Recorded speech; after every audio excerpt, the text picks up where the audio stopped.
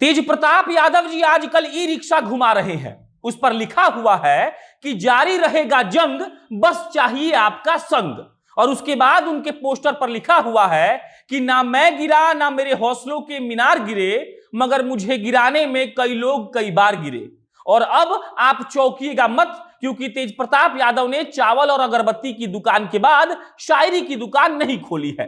दरअसल तेज प्रताप यादव का मानना है कि लालू प्रसाद यादव पर जो चारा घोटाला का आरोप है वो उन्होंने किया ही नहीं है।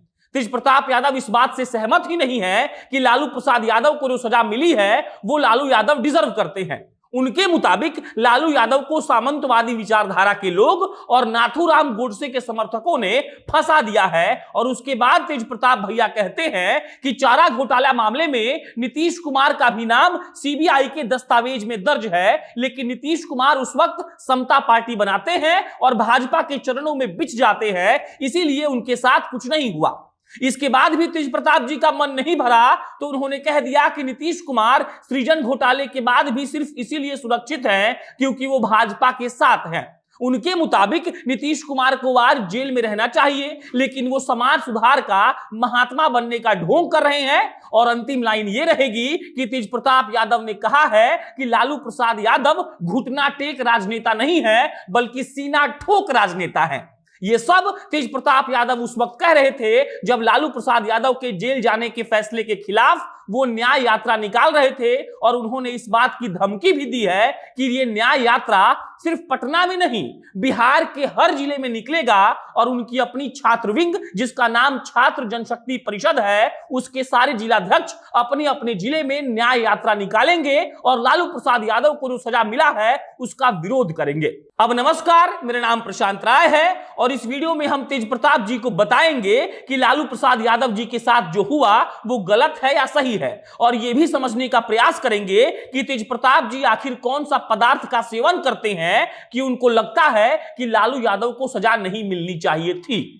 ताजुब इस बात पर हो रहा है कि तेज प्रताप यादव अभी भी इस बात को स्वीकार करने के लिए तैयार नहीं है कि उनके पिता ने चारा घोटाला किया था। वो न्याय यात्रा निकालने की बात कर रहे थे और कल उन्होंने न्याय यात्रा निकालते वक्त ये कह दिया कि लालू प्रसाद यादव ने चारा घोटाला किया ही नहीं है, उनको बेमतलब का फंसाया जा रहा है।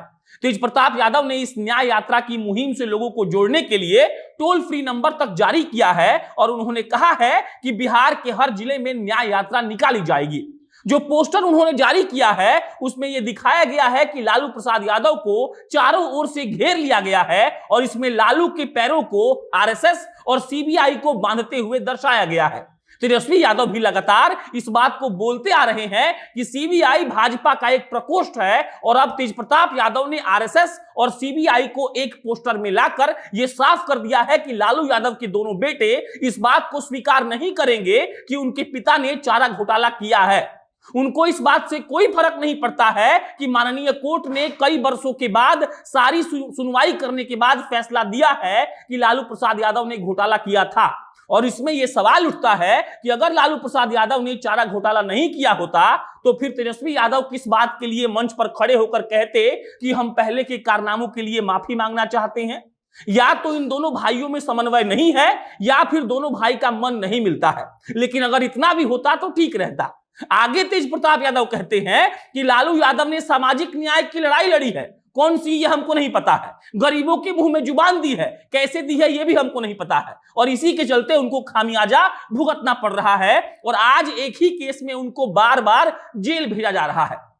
इस पर तेज प्रताप जी के लिए यह जवाब रहेगा कि तेज प्रताप जी केस अलग अलग रजिस्टर्ड हुआ था, अलग अलग कोषागार से पैसा निकाला गया था और इन सब मुद्दों पर माननीय कोर्ट ने सुनवाई करने के बाद फैसला सुनाया है। एक कोषागार से अगर पैसा निकाला गया होता तो अलग बात थी, लेकिन अलग अलग कोषागार से करोड़ों रुपए निकाल लिए गए तो सजा भी अलग अलग ही होनी थी। तेज प्रताप जी आगे कहते हैं कि हमें अपने भगवान पर भरोसा है और भगवान के घर पर देर है अंधेर नहीं। और उसके बाद तेज प्रताप जी कहते हैं कि हम माननीय कोर्ट का विरोध नहीं करते हैं, लेकिन लालू यादव दोषी नहीं है, मतलब हमको आपसे दुश्मनी नहीं है, लेकिन हम आपको पीटेंगे।